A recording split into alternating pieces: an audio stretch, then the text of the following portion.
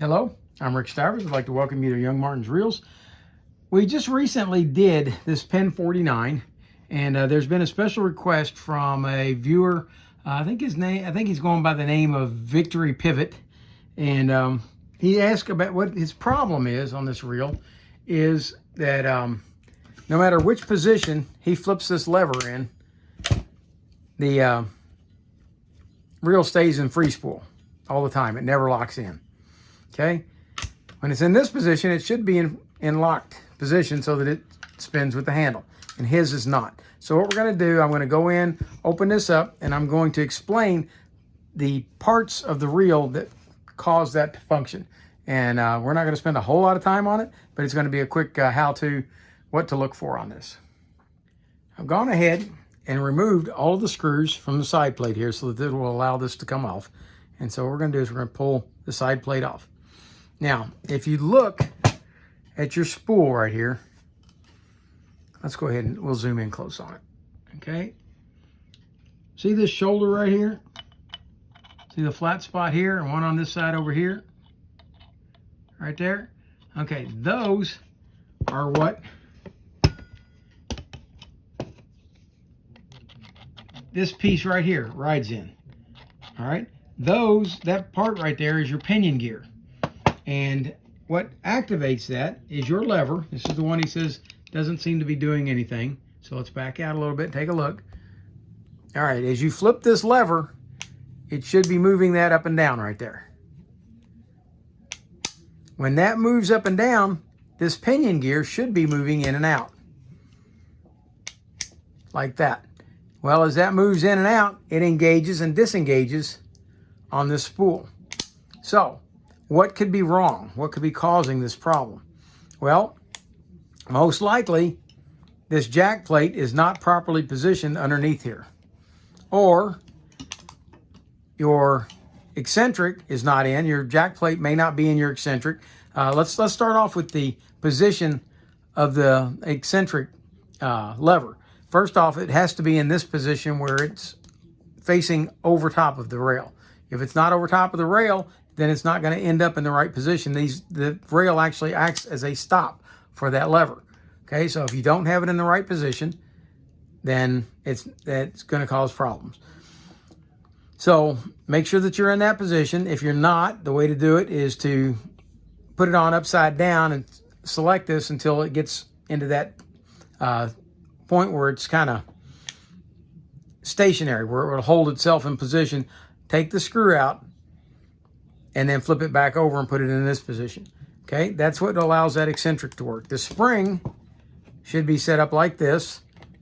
The one end goes into this end here. The other one comes out, runs around, and comes up through this little hole right here. So it has to be in that position for that to work properly. Next, the jack plate has to be on this post right here. See this post that it slides in and out on? It has to be on that post, and then it also has to go around the post on the eccentric. If you've met all of those requirements and yet it's still not coming in and out, and this is still not opening and closing, then you're going to have to go ahead and take the bridge off. So what we're going to do is we're going to go ahead and remove the bridge now. Well, all right, we're going to have to go ahead and take the handle off. I was trying to avoid taking the handle off, but I'm going to have to go ahead and take it off. I'll come back to you in a minute. Went ahead and removed the handle now, and if you need to see how to do that, you can go over to my regular video on this Penn 49. But we're going to go ahead at this point, and we're going to remove these two screws right here, the bottom ones. With that done, now we're going to go ahead and remove these two top ones, and that's going to release this bridge.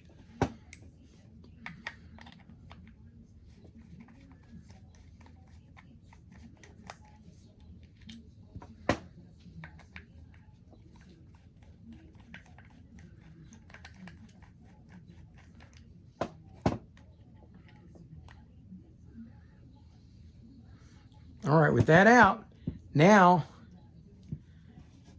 you can see how this jack plate should sit.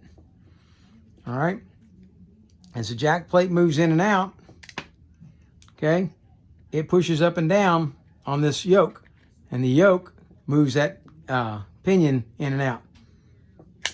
Okay, now notice that it didn't come up and down right here, right on that maneuver. And the reason being is because this bridge isn't there to hold it in place. When the bridge is here, it's going to hold that jack plate down like this. And as this comes forward, there are little ramps on the jack plate that are going to push that down. Okay? So this is the proper position that this should be in. All right? So I'm going to now reinstall this and see where we get. And I've got to remember how this goes back together. All right. All right. This is your anti-reverse lever, and it's going to go in this position right here. For now, we're going to move it over to the side, and we're going to go ahead and sit the bridge assembly with all the gear back. Now, if you need to know how to put all this back in, go watch the other video. It tells you in high detail. But this, what I wanted to really do is explain the things that could be there causing it. Now, see how as I put this in, that jack plate moves down? Well, that's exactly what it's supposed to do. Now, we're going to bring this around, and I'm going to take and put this anti-reverse lever back in here, like so, and it goes over that hole right there. Okay, once it's over that hole, we're going to take an all-threaded screw, and we're going to slide the all-threaded screw up through that hole, like so. Okay, now the only thing left that we need is to get the spring in.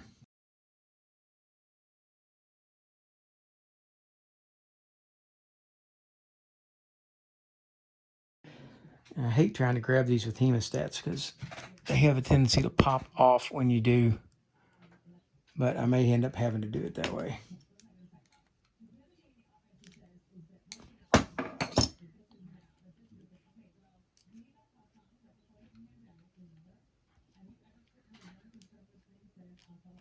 There we go.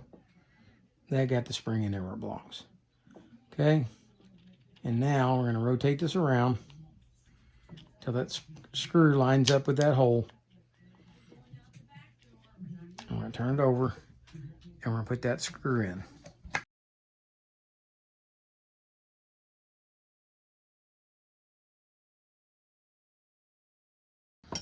Okay, with that started now, we can look and see if we've got this in the right position. Okay.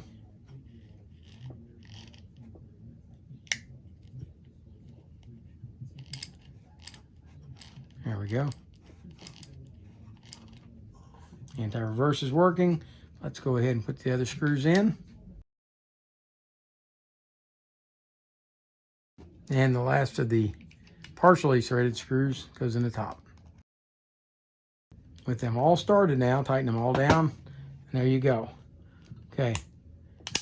Now, you see that the bridge is holding that jack plate down so that when it comes forward, it can push that yoke down and separate it. Now, when we fling it back the other way, it now pulls that jack plate out. So the other thing I can figure is maybe you're not installed on this post right here for the jack plate so that when you're flipping it back and forth, it is not moving the jack plate in and out, or the jack plate could have been installed underneath the yoke. I've seen that happen before.